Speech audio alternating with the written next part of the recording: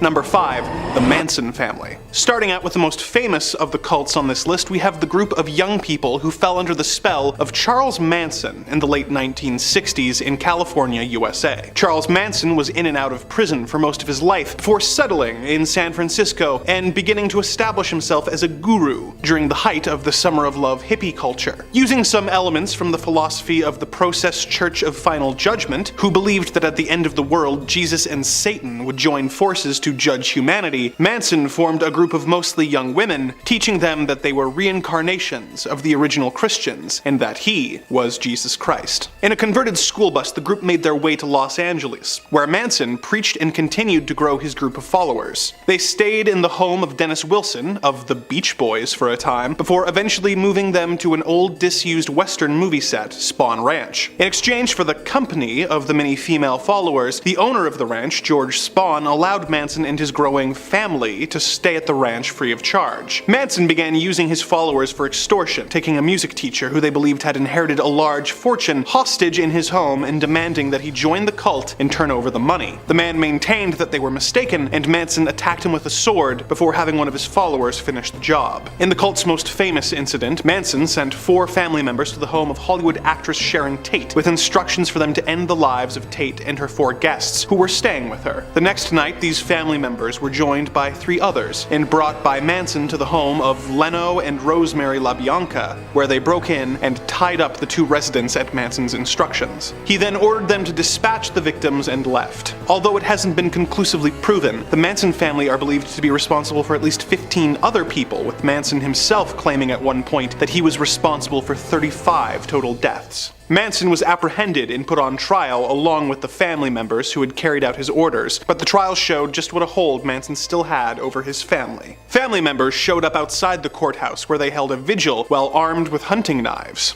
They threatened witnesses, setting fire to one man's van while he was still inside it. The trial itself was also a wild time, with one of the defense attorneys who Manson disagreed with going missing and being discovered murdered, and Manson at one point leaping over a table to try and attack the judge while the other defendants began chanting in Latin. Manson and the murderous family members were sent to prison in 1971. Manson remained in prison until his death in 2017. Number 4. Om Shinrikyo. This Japanese doomsday cult started out as a simple yoga and meditation class, which was founded by Shoko Asahara, using his bizarre interpretations of various forms of Buddhism, Hinduism, Christianity, yoga, and the works of Nostradamus. In 1992, Shoko published a book that claimed that he was not only Christ, but Japan's only enlightened master. He claimed that he had the ability to take away the sins and bad deeds of his followers and transfer spiritual power to them. As is the case in a lot of cults, he claimed that doomsday was fast approaching and that everyone except his followers would be killed. The movement grew, eventually getting enough members to be considered an official religion. Membership continued to grow, but rumblings began emerging that some members were being tricked into joining, were being forced to donate large sums of money, being held against their will, and in one case even murdered when they tried to leave. An anti-cult lawyer tried to sue the group and soon went missing with his wife and child. Things escalated even further in 1993 when the group tried to use a machine to pump anthrax onto a neighborhood in Tokyo. Although thankfully, the group had stolen the wrong type of anthrax and no one was hurt. Due to the failure of the anthrax, the group began manufacturing sarin and VX nerve gas, which they used in their subsequent attacks. In 1994, the group used a converted refrigerator truck to release the gas on a neighborhood where judges who were presiding over a lawsuit against the group lived. 500 people were injured and 8 died, but the attack was not linked to the cult at the time. A few months later, the brother of a member who had escaped was kidnapped, dispatched by the group, and disposed of with a microwave-powered incinerator. He had left a note saying that should he go missing, the group was responsible. Asahara was trying to manufacture weapons, and in order to distract the police, had some of his followers carry out a devastating attack. On March 20th, 1995, Om members boarded 5 separate trains in Tokyo subway system and released sarin gas, resulting in 13 people dying, 54 being seriously injured, and between 980 and 6,000 people being hurt. This distraction backfired, and the police raided the group's base at the foot of Mount Fuji and discovered explosives, weapons, biological warfare agents, and even a Russian military helicopter. Over 150 cult members were arrested. The next month, a burning paper bag containing a hydrogen cyanide device was found and defused. Had it not been found in time, over 10,000 people could have died. Several other similar devices were found in the days following, and more disasters were averted. Asahara was eventually eventually arrested as his cult continued to attack people connected with the investigation, sending bombs in the mail to the governor, resulting in his secretary's fingers being blown off. In October of 1995, the group was stripped of its religious status and went bankrupt, but it managed to rebrand and still operates in a limited capacity to this day. Azahara and the 12 other cult members who had been found responsible for the attacks were arrested and held until their executions in 2018. Number 3.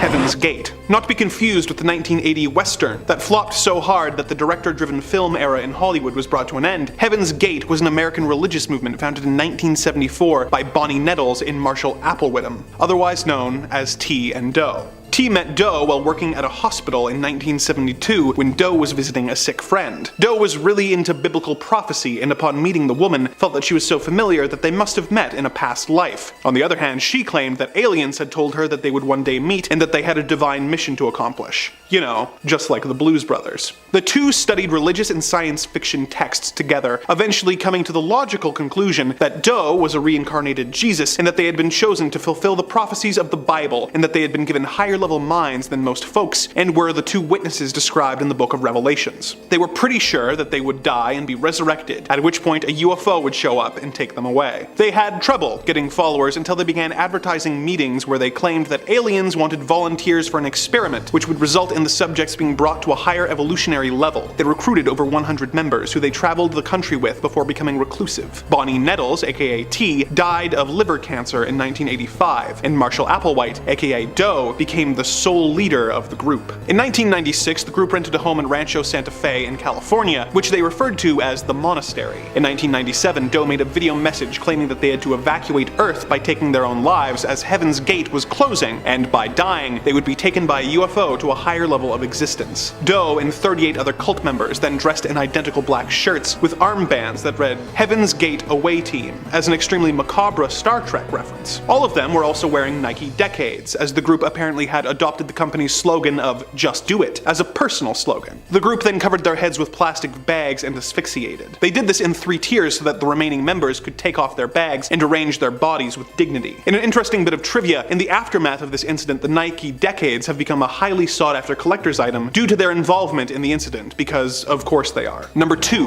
The People's Temple Agricultural Project. Founded by Jim Jones in Indiana in 1955, the People's Temple preached that those who remained drugged with the opiate of religion had to be brought to enlightenment with socialism. Of course, this wasn't the fun Bernie Sanders socialism where everyone gets to go to college. Jordan's main influences were people like Chairman Mao and Joseph Stalin. He was driven out of Indiana due to having integrationist beliefs and went to California, where he became involved in local politics, helping George Moscone become mayor of San Francisco in 1975. As a result, Jones was made the chairman of the city's Housing Authority Commission, which allowed him to rub elbows with the wealthy and powerful. After some backlash from local newspapers and fears of a police crackdown, the group set up a commune in Guyana, which was a small and poor enough and independent enough country that Jones thought he would be able to easily get political influence and protection. With the approval of the local government, the group began building their commune, which they called Jonestown. He made a deal with the government that would allow hundreds of cult members to enter the country, but very difficult for them to leave. At its peak, Jonestown had about 900 people living in the small commune. Jones became more and more unhinged, controlling the media the group were allowed to consume, lest they be subjected to a movie that wasn't pro-Marxist. He made everyone in the commune work long shifts, 6 days a week.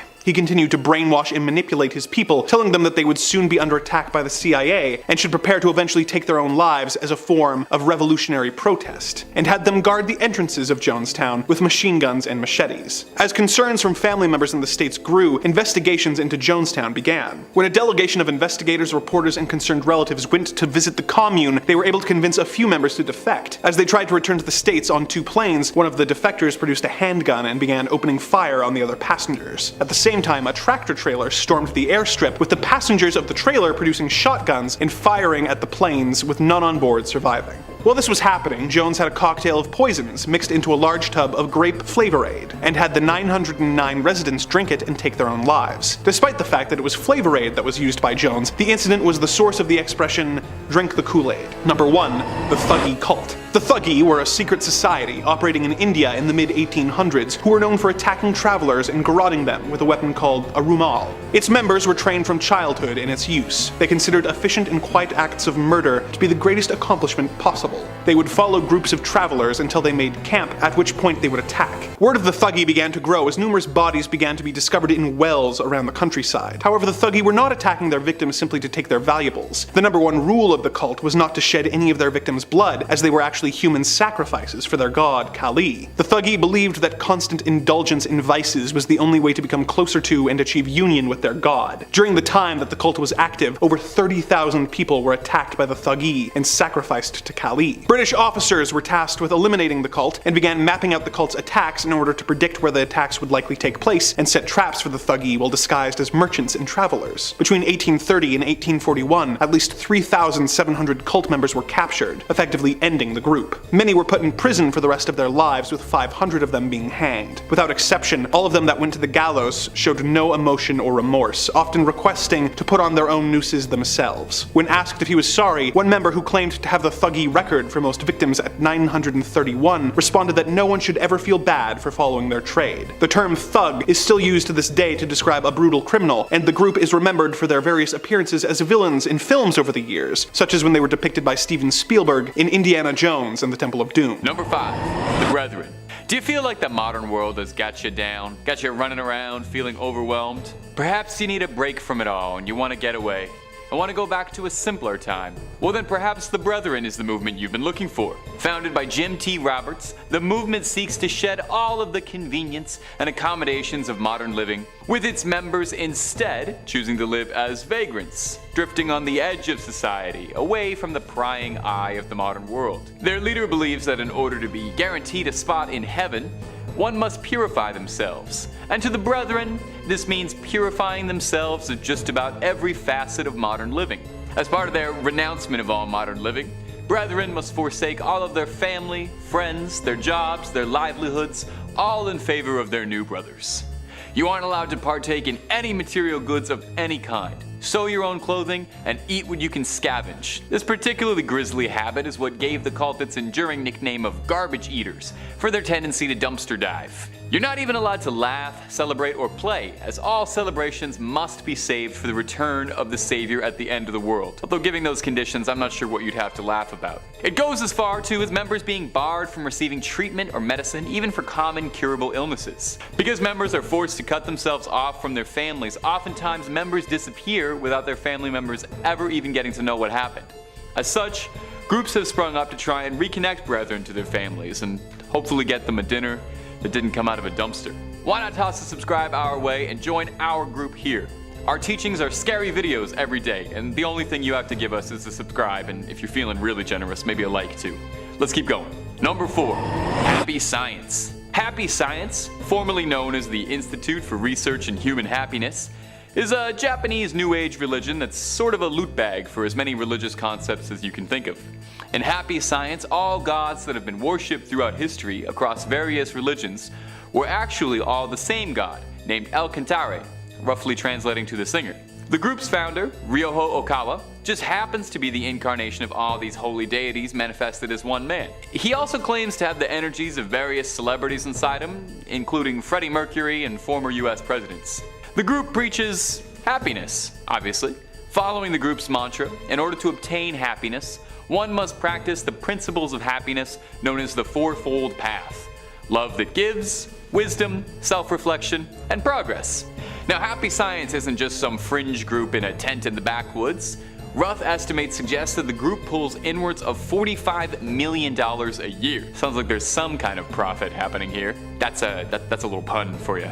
Happy Science has a full-on media division, producing several animated and live-action films, and publishing books numbering close to the thousands, mostly being transcriptions of Okawa's lectures about happiness, spirituality, and occasionally aliens, as a major part of the group's belief revolve around UFOs, aliens, and other cosmic entities. The group is fairly widespread, boasting temples across the world in various continents. The group's statistics claim that there are 11 million members worldwide, although more conservative estimates put it around 30,000 worldwide. Regardless, Happy Science is something that's clearly making a lot of people happy. Number 3. Realism. Realism is the teaching that humanity was birthed by a hyper-advanced race of aliens called the Elohim, who genetically engineered us as their children. Our most famous religious leaders over the years were Elohim human hybrids, whose wondrous abilities and powers were mislabeled as prophets. It's said that by 2035, if realism's followers have achieved the tenets correctly and fulfilled the movement's teaching by spreading its message and building an embassy to welcome its 39 prophets, the group rose to prominence in the 1970s when its leader, Claude Vorion, who called himself Rayo, claims he had an experience with a UFO where a spacecraft flying overhead was full of beings who told him about humanity's future and past and handed him a Bible and told him it was his mission to build that embassy. Now, all of this sounds like pretty standard cult stuff, worshipping aliens who are secret progenitors, but where things get pretty interesting and worthy of note is that around 2002, a company called Clonaid, with direct ties to realism,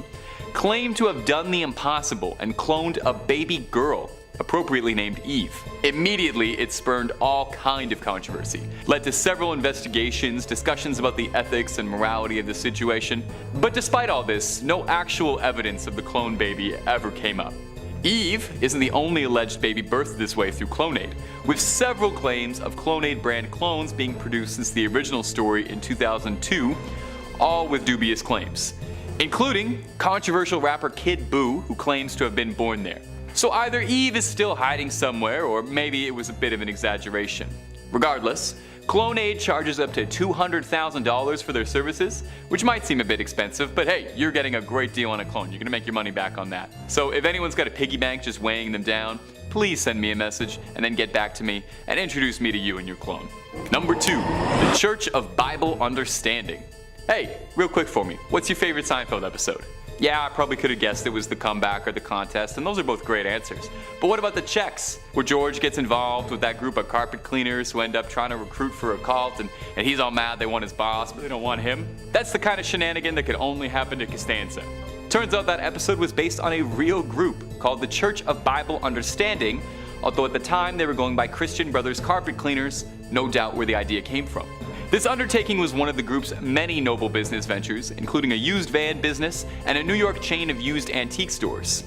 Like most cults, the group was led by a charismatic figurehead, one Stuart Trail, who maintained to his followers that only he was capable of understanding the Word of God and understanding how to annoy George Costanza. Their leader was expelled from the Pentecostal church he worshipped at in the early 70s, and after his expulsion, refused to give up the dream and formed his own church, promising a communal lifestyle of salvation. And if reports from former members are to be believed, hard work for below minimum wage. Members were isolated from their friends, families, and communities and encouraged to devote themselves wholly to the church. Besides a less than flattering appearance on Seinfeld, the group most recently made headlines after an orphanage they built in Haiti had burned to the ground, after several claims that orphanages the group had been producing in Haiti had been extremely substandard, shoddy, overcrowded, and dirty. The leader, Stuart Trail, passed away in 2018. Current estimates suggested the group has dwindled down from thousands of members in its heyday to just dozens now. And there's no word if Larry David was ever a member or associated. Number 1, the Nubian Nation. Dwight York had a dream. Like many Americans, he believed in simple things, like amassing an army to help him fight Satan amongst the stars. Let me back that up for you just a little bit and introduce you to the Nubian Nation, or the United Nubian Nation of Moors. Adding just a twist of Christianity, African rituals, and a heavy dose of Egyptian mythology mixed with aliens, Dwight York had a perfect recipe for a wild cult story. The nation believed that they needed to prepare themselves for an inevitable duel of the fates among the stars, and that the 144,000 chosen ones would accompany Dwight into outer space for the fate of the galaxy, zooming away on a flying city to Orion to fight Satan. Now, I have no comment about any of that. Maybe it was the cult of personality, maybe it was the promise that you could potentially get involved in a star war, but this was a surprisingly popular movement around rural Georgia, where York built up a massive compound that looked a bit like a pavilion out of your favorite Egypt-themed amusement park, and bringing in members in droves. As the numbers grew, the mythology grew, incorporating cloning, racial theory, anti-government conspiracy, and a whole lot more. But the dreams of the Starfarers would be cut short when an investigation in 2002 revealed a horrifying truth. that their leader Dwight York was involved in a massive human trafficking operation said to have been comprised of as many of 1,000 people. On May 8, 2002, the Sheriff's Department of Georgia, with the aid of the FBI, shut the entire operation down. York was arrested and sentenced to a life sentence where he's still serving out his 135 years. One Georgia sheriff involved, Sheriff Sills, described the trafficking operation as the best kept secret in Georgia I'd seen in my 47 years as a police officer. The compound was seized and swiftly destroyed. Despite all this though, there are still members out there waiting. Number 5 on this list is Happy Science. Kind of a fun name that they have there for sure, but maybe not the funnest of cults. Ranker says if you're looking for a mashup of world religions, New Age, hokum, far-right nationalism, and infrastructure spending, then Japanese cult Happy Science is for you. It was founded in 1986 by Ryoho Okawa, a former salaryman who was enraptured by a group called the Godlight Association. He soon formed his own cult of personality called Science of Happiness and changed its name to Happy Science a few years later. Okawa believes he is the human incarnation of a supreme being called El Kenter who combines Christ, Buddha, Muhammad, and every other prophetic deity to create a 9-dimensional heaven with him at the head. He's also created a massively complex mythology of New Age nonsense while simultaneously founding a political wing called the Happiness Realization Party. Here's where the strangeness goes into overdrive though, as his party advocates a vicious Japanese nationalism devoted to denying historical cruelties, advocating conflict with China and North Korea, and rebuilding Japan's infrastructure. The group claims to have 12 million members around the world, has a multimedia arm, and enjoys tax-exempt status in the US. So basically, if it was up to this group, Japan would be invading China and North Korea and probably well on its way to starting World War III. So yeah, definitely not one that you want to be a part of because that could obviously get very bad very quickly. Not to mention you need to worship this dude who believes that he's the human incarnation of all these cool people. I mean, if he actually is the human reincarnation of all of those people, then that's freaking awesome, but come on guys, I think the likelihood that this dude is Jesus as well as Buddha is pretty low. Number 4 on this list is the Brethren. Yeah, so joining this cult really would just be the worst, guys. You just need to give up so much to do it. Ranker says, also known as Body of Christ and Garbage Eaters, the Brethren are an apocalyptic offshoot of the 70s Jesus movement, eschewing worldly possessions and earthly pleasures to purify themselves for the coming end of the world. Brethren members essentially live as vagrants doing odd jobs to survive, eating trash, avoiding bathing and medical treatment, and giving whatever money they do make to the group. They also forbid dancing and laughing until the return of Jesus, bar members from communicating with family, and forbid contact between binary genders. Group founder Jim Roberts passed in December 2015, leaving the future of the secretive cult unclear. You literally need to give up everything in your entire life to get ready for when Jesus returns. I just don't get this one, guys. Like, maybe it's because I'm not part of this cult, but I guess it isn't clear to me why Jesus would be angry that you have earthly possessions. Like, what does he have against you having the occasional knickknack, you know? Also, there's the whole thing where you literally need to eat garbage. I don't think that they're joking about that, guys. Like, you will be eating scraps if you join this cult. Never having a warm meal again, that's about as terrifying as it can get. Number 3 on this list is the fundamentalist Church of Jesus Christ of Latter-day Saints. You guys might be familiar with this one right now as it's currently very popular. Netflix just released a documentary about this cult, so if you want a more in-depth summary of what went down, definitely go check that out. Ranker says that this cult was an offshoot of Mormonism that's constantly in the news for unsavory reasons. FLDS openly embraces polygamy, which the mainstream LDS outlawed a century ago. The group has anywhere from 6,000 to 10,000 members in rural Utah and Arizona, with the group having almost total control of 2 small, linked border towns in 2 states. While Mormon splinter groups had been around long before, the FLDS was incorporated in 1991 by a group of men who had been excommunicated by the church. They went through a range of leaders who all declared themselves prophets until being taken over by Rulon Jeffs in 2002. He passed shortly thereafter and his son Warren took over. It was under Warren Jeffs that the FLDS practices of marriage, bigamy, incest, racism, abandonment of teenage boys all became public knowledge. Jeffs was sent to prison in 2007 but continues to be the de facto head of the church while his successors squabble for power. This cult certainly isn't as powerful as it once was, and you have to imagine that as time goes on and more people are educated on what this cult did in the past, that will continue on a downward trajectory. But for now, they still aren't totally finished, and if you wanted to, then you could join this group. Absolutely do not do that though, because these people get up to some very weird and often illegal things. Like the leader was literally sent to jail and is still there rotting away. I would not want to get myself into a situation where I'm anywhere close to the people that support that guy. Number 2 on this list is the Nuwaubian Nation. This one is absolutely nuts, guys, so strap in. Ranker says, formerly known as the United Nuwaubian Nation of Moors, this is a cult of personality based around founder Dwight York, combining Christianity, ancient Egyptian iconography, African rituals, and a belief that aliens are coming. The nation believes that 144,000 chosen people will be taken away in a flying city, spirited to Orion to prepare for the final fight against Satan. Shockingly, York's mishmash of New Age concepts, black power militancy, and ancient Egyptian religion caught on in both the hip-hop community and in rural Georgia, where York built a massive compound made with donated funds. York's mythology grew, incorporating cloning, racial theory,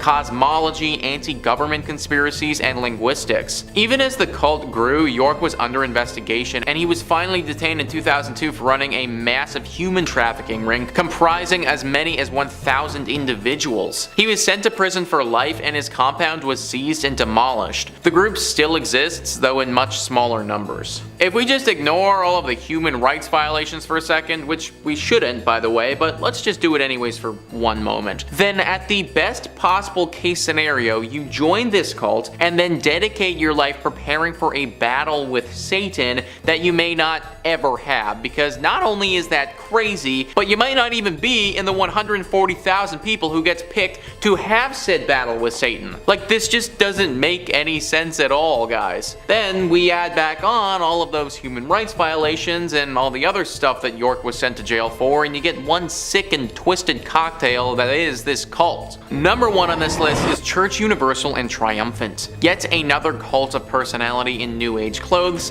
the CUT was founded in 1975 as an offshoot of a different movement, Summit Lighthouse. Founder Elizabeth Clare Prophet pitched herself and her husband as messengers of the Ascended Masters, a set of spiritually awakened ancient beings central to the Theosophy belief system. They also threw in elements of Christian Science, the I Am movement, and Mormon-style doomsday prepping. The prophets grew wealthy enough to buy large spreads in the Santa Monica Mountains and Montana, while members drove themselves into debt building fallout shelters and paying huge sums of money to reserve a spot in the post-nuclear conflict society. The church was also accused of making illicit straw purchases and of using sleep deprivation against members who attempted to leave. In ill health, the prophet retired in 1999 and passed 10 years later. Since then, the church has gone through legal problems and succession squabbles, but members still meet on a regular basis. So yeah, just join this cult if you want to potentially get tortured from sleep deprivation. Oh, and while we're torturing you, we're also gonna take all your money and invest it into some underground bunker that you'll probably never use. If that doesn't sound like an excellent use of time and money to you, which it probably shouldn't, then I really wouldn't recommend joining this cult. Number 5 on this list is Sarah Edmondson. Sarah Edmondson is a Canadian actress who's known for her roles on The Vow, Geronimo Stilton, and At Home in Mitford.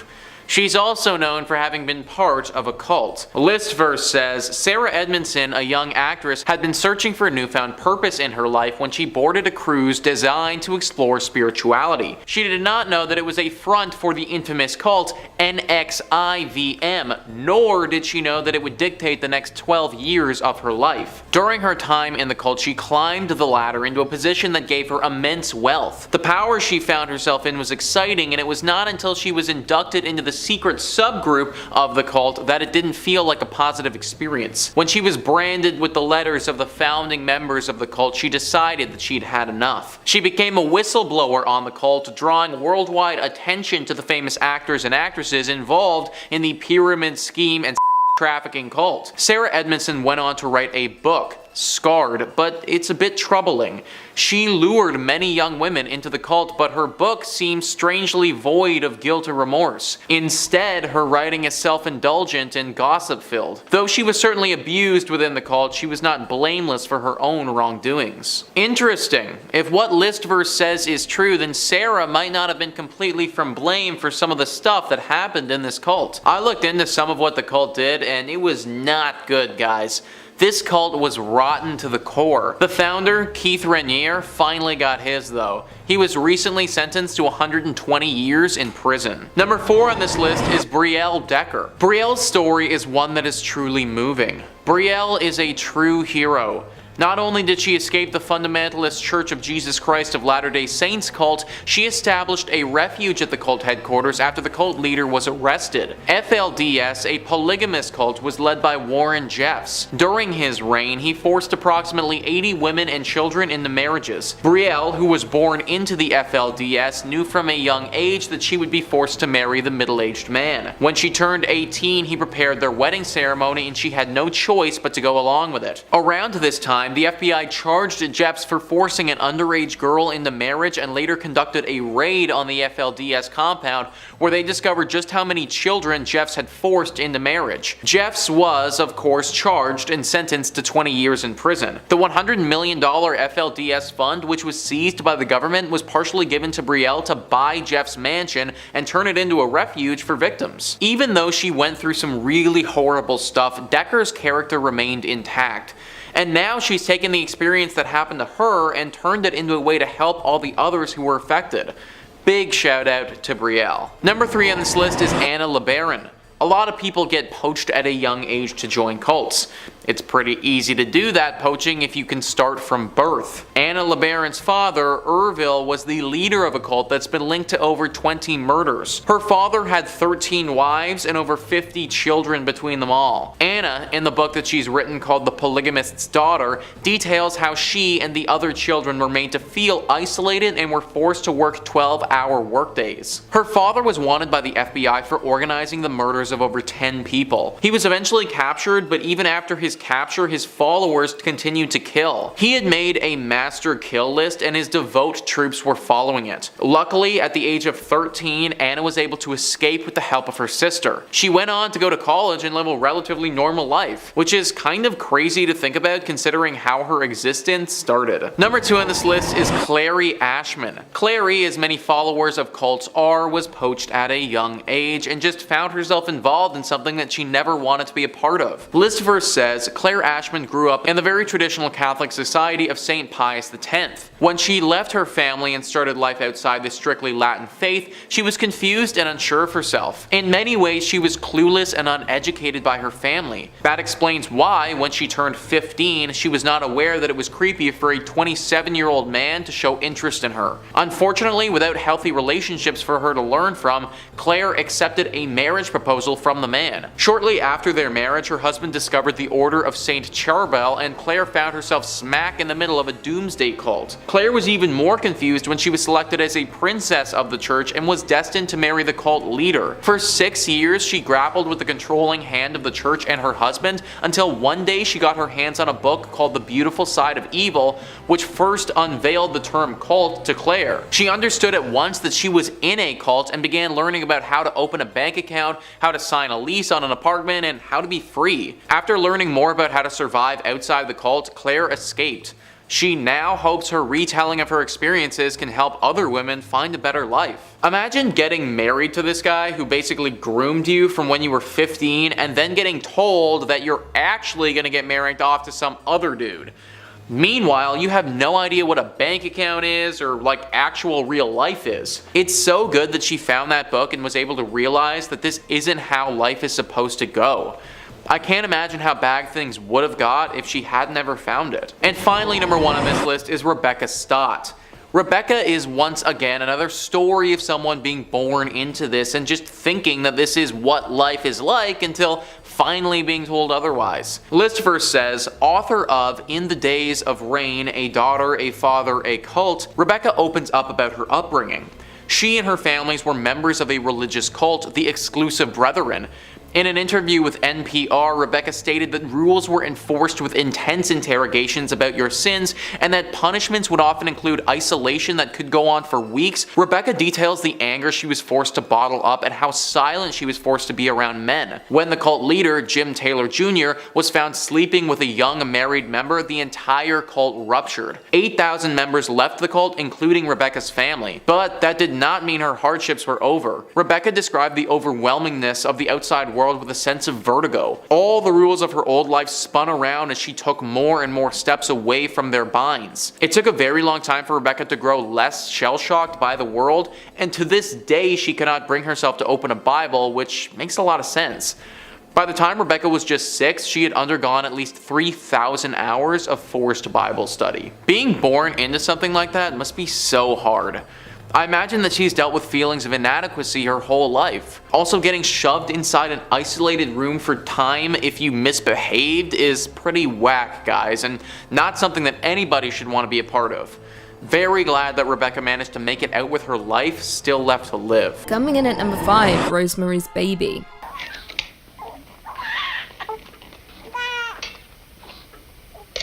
Roman Polanski's masterpiece, Rosemary's Baby, set the standard for many cultist horror movies, particularly in the way it reveals the cult, using a steady and slow build and paranoia, confusing us as to what exactly is even happening. This 1968 horror stars Mia Farrow and chronicles the story of a pregnant woman who suspects that an evil cult wants to take her baby for use in their rituals. However, it is quickly revealed that her husband has made a deal with the devil for success in his acting career, and the price is offering up his wife as a surrogate mother for something truly evil. Satan's son. That's right, the cult uses Rosemary as a sacrificial lamb for Satan's grand return through his own offspring, and it is truly terrifying. The general sense of unease throughout the movie is why Rosemary's Baby is an absolute classic, and perhaps one of the scarier movies in the horror genre. The horrors depicted on and off the screen aided in the rumour that the film was actually cursed by the cult and summoned demons, with many incidents occurring off-screen to the cast and crew, including the slaying of Roman Polanski's wife, Sharon Tate, at the hands of the Manson family.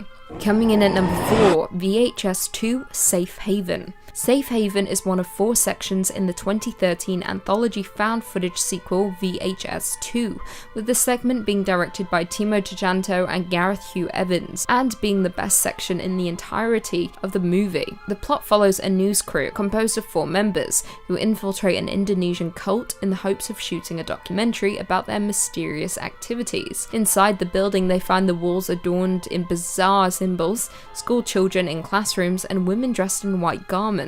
One of the crew, Malik, then overhears that his fiancée Lena is pregnant with another crew member's child, Adam. Things then descend into total madness. The deeper the crew go inside the building, with Lena being abducted by several women, with the cult hunting down the crew members for sacrificial reasons. Now, with only 29 minutes to play with, Evans and Tjahjanto don't hold back, not even for a second, with the segment being insanely action-packed and gore-filled from start to finish. Not to mention it builds to an insane, gore-soaked climax that will shock the audience. Cult are successful in their demon summoning, with the beast making its grand appearance towards the final moments of the movie, and it does not disappoint. Coming in at number 3, we have Children of the Corn. Children in horror movies are already creepy, but put them in a cult composed solely of children, then you have a recipe for absolutely terrifying scares. Children of the Corn, based on the book of the same name by Stephen King, is a supernatural folk horror starring Linda Hamilton and Peter Horton, and is set in a fictitious rural town of Gatlin, Nebraska. The film tells the story of a malevolent entity referred to as He Who Walks Behind the Rose, which entices the town's children to ritually murder all the town's adults and a couple driving across the country to ensure a successful corn harvest. As the couple arrive in the small, seemingly abandoned town, they discover the congregation of children led by a girl named Rachel, with them performing a cultural birthday ritual for Amos by drinking his blood from a pentagram-shaped cut on his body. Amos has turned 19, therefore is considered old enough for his passing, joining their god in the cornfield. Now, while the movie as a whole was a little disappointing, it does deliver on the horrors of cults. Not to mention there were 7 sequels, with the first being far superior. The cult movie in turn gained a cult following, with it being a hit among movie lovers. Coming in at number 2, we have Hereditary. One of 2 Ari Aster movies on our list, Hereditary was a surprise horror movie, with the reveal of its cult being kept a secret for much of the movie, making it incredibly unexpected when it begins to unfold. Released in 2018, Hereditary is Ari Aster's directorial debut, with it starring Toni Collette and Alex Wolff as a family haunted by a mysterious presence after the death of their secretive grandmother. However, what begins as a sober family drama very quickly descends into a crazy supernatural horror. What begins as a slow burn quickly catapults into a disturbing horror after an incident involving the family's son and daughter, leaving viewers covering their mouths. As a result of the incident, the mother, Annie, is forced to turn to a support group member, Jones, for support, learning ways she can contact the realm of the supernatural. However, this has devastating consequences, with her awakening something that should never have been awoken. Viewers very quickly learn that a demon-worshipping cult are the true causes of the family's misery and pain. Worse still, Ari Aster plants Easter eggs throughout the movie as a way of warning us of things to come. However, saying that, most of us may have missed these subliminal messages, but what I can say is, the wall-crawling demon was revealed long before the last 30 minutes of the movie, with the cult being there all along, watching the family and waiting for their moment.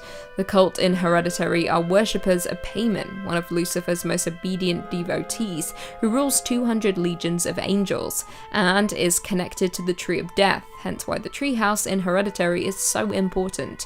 The summoning of Paimon is gradual throughout the movie, but when he finally arrives and seeks solace in the body of one of the characters, well, it's enough to send shivers down anyone's spine. And finally, coming in at number 1, we have Midsommar.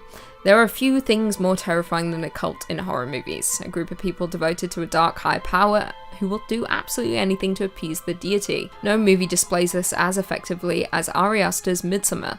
Released in 2019, Midsommar is a folk horror film starring My Queen, Florence Pugh, and follows a group of friends who travel to Sweden for a festival that occurs once every 90 years, only to find themselves in the clutches of a pagan cult. Now, unlike Ari Aster's Hereditary, Midsommar lays out its intentions from the very start of the movie. The movie kicks off with Dani discovering the death of both her sister and parents, with the incident putting a strain on Dani's relationship with her already distant boyfriend Christian. Not long after, she learns that Christian has planned a trip to Sweden with his friends to attend a midsummer celebration at an ancestral commune, so the group packs up and heads out. Things very quickly descend into madness, with the group arriving and being met by a large group of white cult members in a very peculiar white outfit, with Dani realizing that something isn't quite right here. However, her concerns are proven correct when 2 commune elders die by senicide via leaping from a cliff top. When the male elder survives the fall, the cult mimics his wails of agony and crushes his skull with a mallet. Yeah, things aren't fun in Sweden right now. Now, without ruining much more for those who haven't watched it yet, the cult does what is necessary to summon the dark higher power that they worship, with the American tourist being used as a sacrifice for the demon. Now, more interesting still, while this movie isn't entirely based on a real cult, director Ari Aster does describe it as a stew of sorts. I quote, "We're drawing from actual Swedish traditions. We're drawing from Swedish folklore. We're drawing from Norse mythology."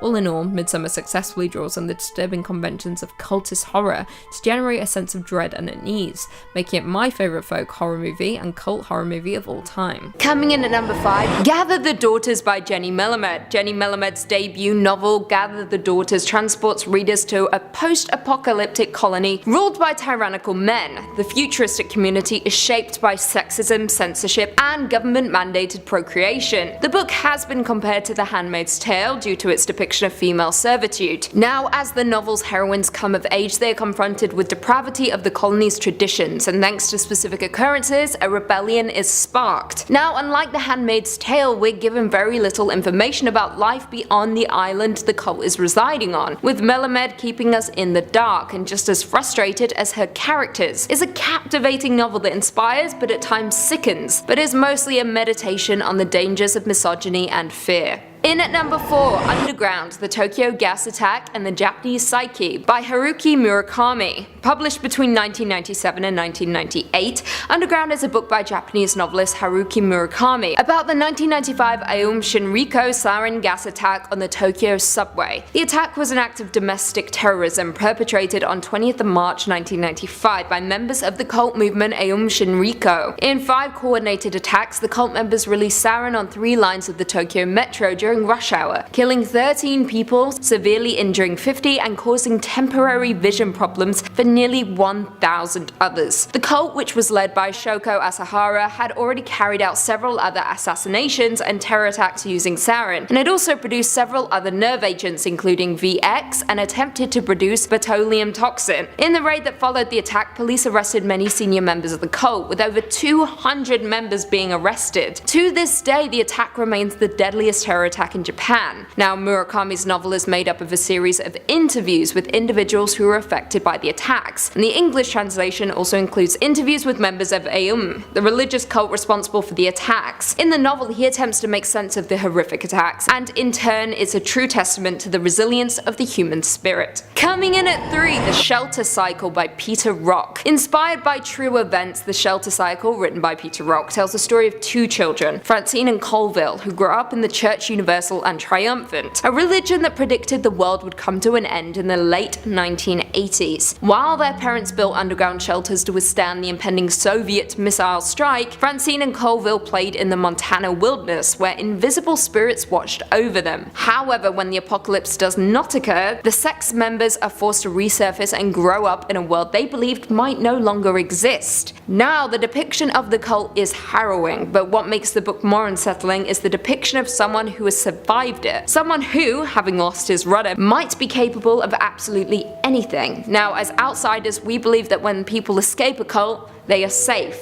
right? However, Peter Rock turns this on its head and examines how cults continue to live inside of us, evolving and changing over time. Coming in at 2, The Girls by Emma Cline. The Girls is a 2016 debut novel by Emma Cline and is loosely inspired by the Manson family and the murder of actress Sharon Tate. The novel itself is set in 1969 and focuses on 14-year-old Evie Boyd, who feels isolated and unloved and ends up spending the majority of that summer with a group of teenage girls on a ranch who are all devoted to a man named Russell. Now, the novel never explicitly states that it's talking about the Manson murders, but it's obvious to almost everyone who reads it. Cline also gives intimate insight into adolescence, desire, and the grotesque lengths some are willing to go in order to feel like they belong. Now, for those who don't know, the Manson family was a desert commune and cult led by Charles Manson that was active in California in the late 1960s and early 70s. The group consisted of 100 of his followers who lived an unconventional lifestyle with habitual use of hallucinogenic drugs. Now, on the evening of August 8, 1969, 4 members of the Manson family invaded the home of actress Sharon Tate and movie director Roman Polanski and murdered Tate, who was almost 9 months pregnant at the time, along with 3 friends who were visiting and an 18-year-old visitor who was slain as he was leaving the home. The Manson family were brutal and absolutely abhorrent, so if you want to read a fictional depiction of the group,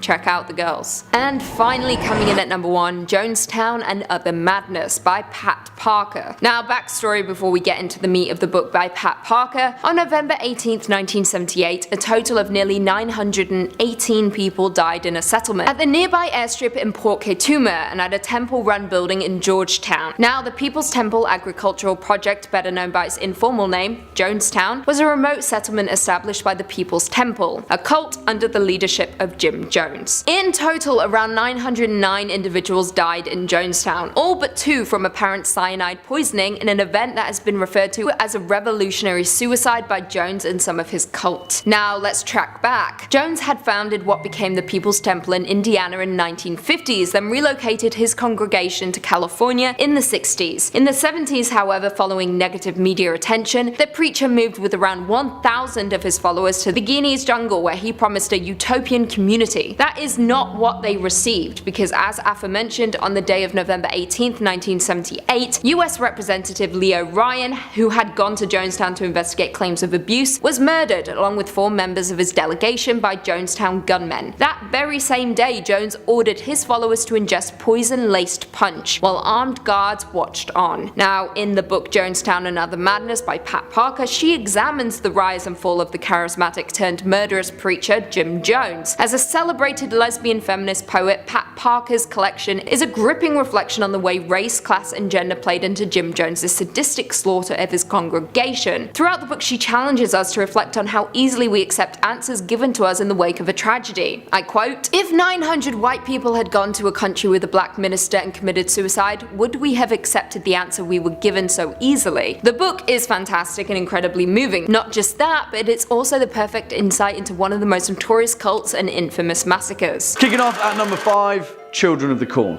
1984. He wants you too, Malachi.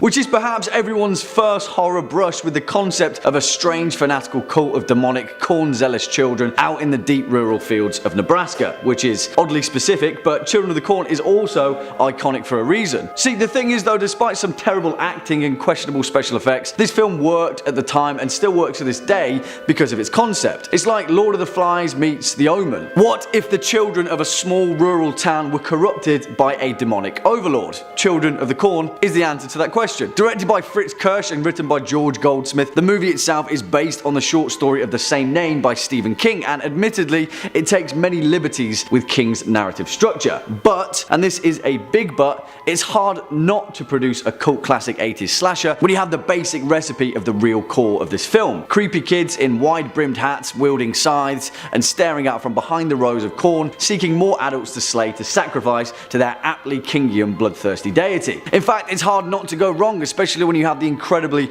unnerving performance from the then child actor John Franklin as the genuinely unsettling Isaac Kroner. Oh, and of course a direct reference to He Who Walks Behind the Rows, aka Randall Flagg himself. Like many of Stephen King's fictional works, Children of the Corn is a cautionary tale on the dangers of delusion and organised corruption, and that's why it's so damn good. Next up at number 4, The Ritual, 2017.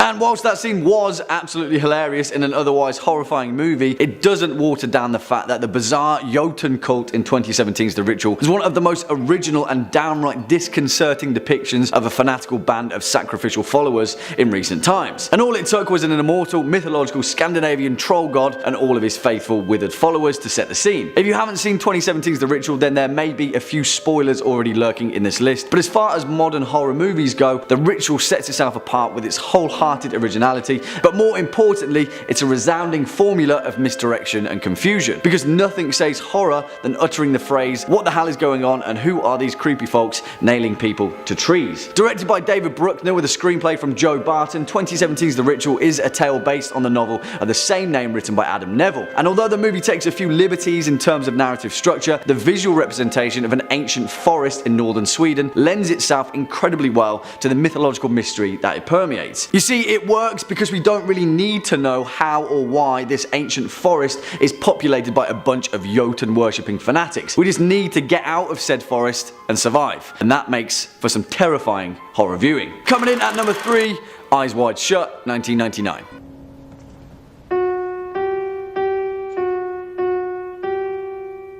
May I have the password, please?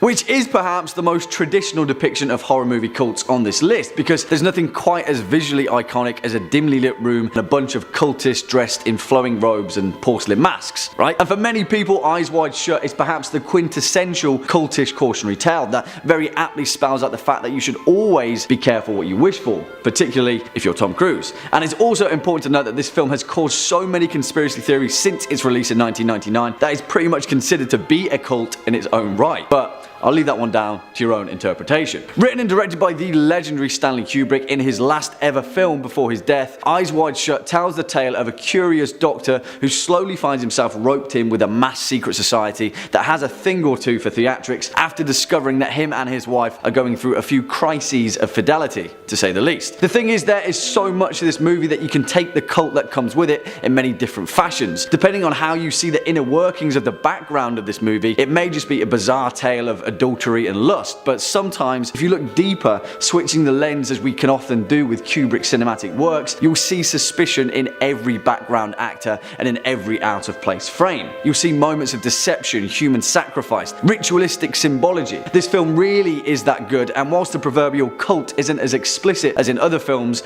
Eyes Wide Shut is perhaps the starkest depiction of a very human conspiracy. Swinging in at our number 2 spot, The Void, 2016.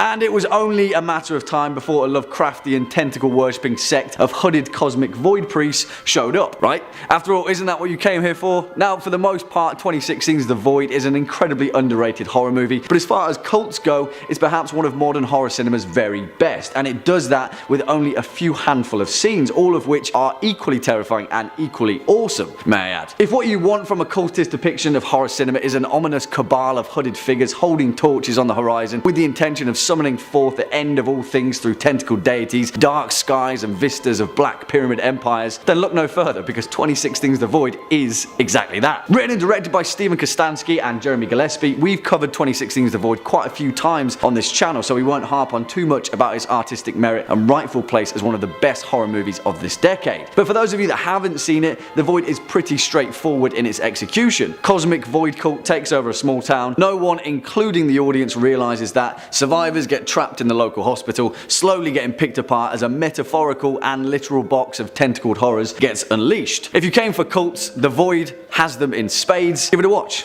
You won't be disappointed. And finally, coming in at our number 1 spot, Suspiria, 1977.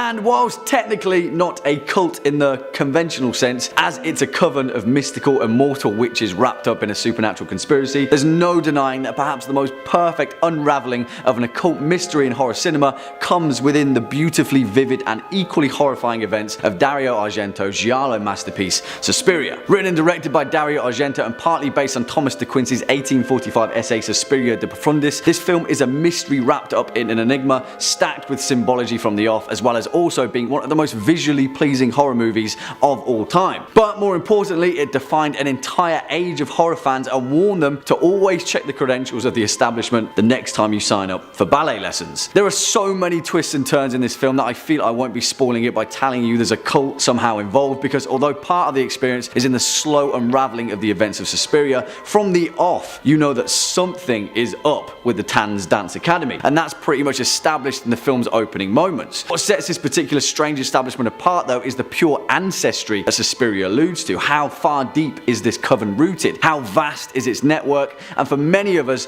these questions only serve to permeate more questions, and it's perhaps the main reason why Dario Argento's 1977 classic is still so important to horror cinema to this day. A coven cult. Of course it's number 1. Well, there we have it, horror fans, our list for the top 5 scary cults in horror movies. Of course, there are many, many more where that came from, so why don't you let us know your thoughts down in the comment section below, as well as any choice picks that you may have of your own. Before we depart from today's video though, let's first take a quick look at some of your more creative comments from over the past few days. Prince Ali 91 says, Jack, what is your go-to genre of movies if you are not watching horror, and what is your favourite movie within that genre? Love the vids. Wow, that's incredibly kind of you, Prince Ali, and also a great question, but one that is incredibly difficult to answer. There are just too many good movies to pick from. How could you ever pick a favourite? Nevertheless, a genre. My top 5 favourite non-horror movies of all time right now, in no particular order, are Donnie Darko, Gangs of New York, The Last of the Mohicans, Superbad, and Whiplash. And now it probably changed again. I hope that answers something. Well, there we have it, horror fans. Unfortunately, that's all we've got time for in today's video. Cheers for sticking around all the way until the end. If you were a fan of this this video or just top 5 scary videos in particular, then please be a dear and hit that thumbs up button as well as that subscribe bell, and I'll be seeing you in the next one. As per usual, I've been your horror host Jack Finch. You've been watching top 5 scary videos. Until next time, you take it easy.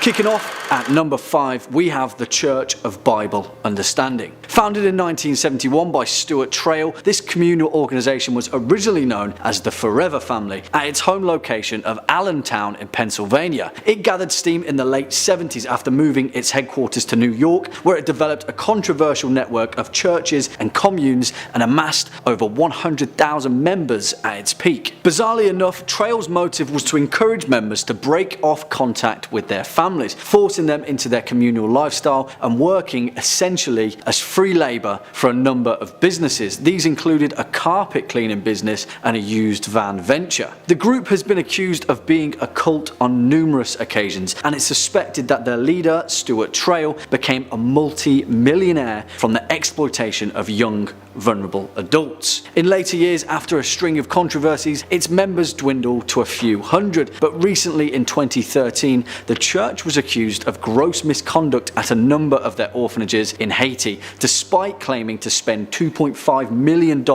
on their upkeep annually. Next up at number 4, Realism. One of the most notorious cults in modern history, Realism began in 1974 after a Frenchman named Claude Vauquelin claimed he'd had a vision of an alien spacecraft descending over southern France. He said that the craft was filled with strange beings that told him humans were the only hope for the future of the universe, and then handed him a Bible. Apparently, he was there for over 6 days, and the head alien, coincidentally named Yahweh, explained that the Old Testament is actually a record of humanity's early days, and that he needed to construct an embassy ready for the aliens when they would eventually return to inhabit Earth. Sounds pretty kooky, right? Well, for the next 3 decades, his teachings amassed a following of over 20,000 people, where they essentially worshipped aliens, opposed violence, championed science, and participated in mass orgies. Whatever floats your boat, I guess. Well, things got even weirder in 2002 when the cult claimed to have done the impossible and cloned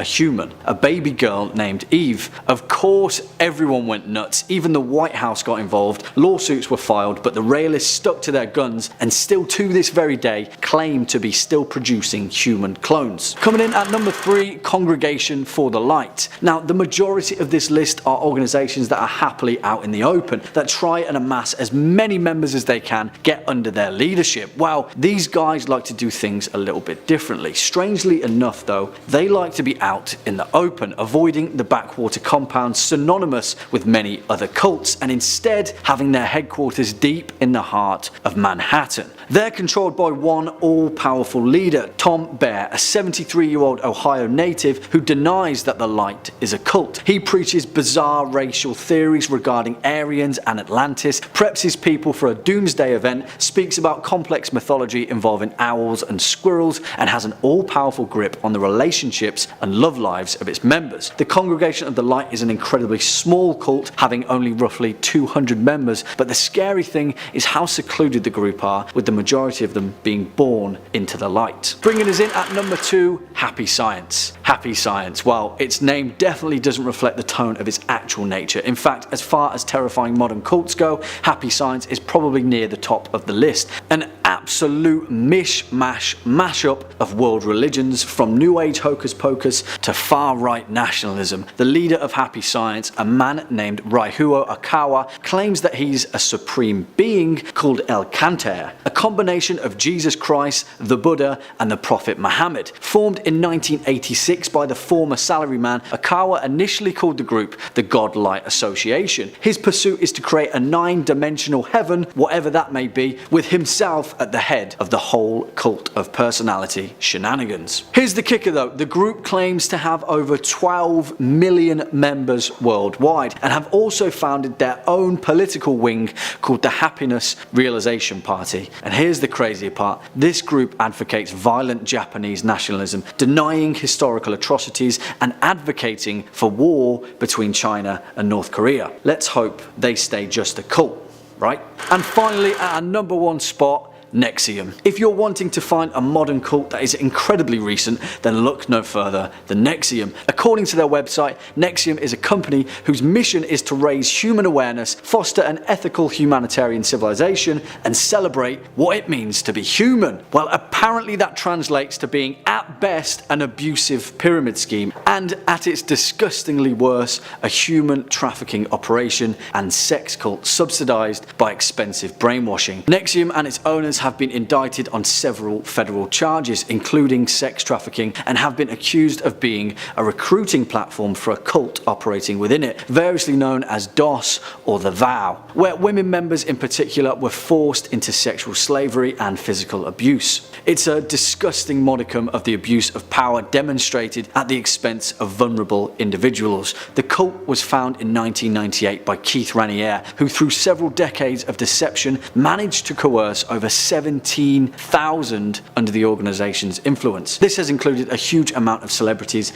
actors, actresses, models, and other public figures. The lid was fully blown open in March 2018 when Raniere was arrested and federally indicted, shortly followed by other important figures in the cult. Well, they go to trial in October 2018. Well, that's the end of that list. What do you guys think? Let us know in the comment box down below. As always, guys, it's been a pleasure making this video for you all, and I hope you've enjoyed it. If you're a fan of this list or just top 5 in general, go ahead and give us a great big thumbs up, and why don't you hit that subscribe bell so you can stay up to date with our latest and greatest uploads. As always, you've been watching Top 5 Scary Videos. I've been your host, Jack Finch, and until next time, you take it easy.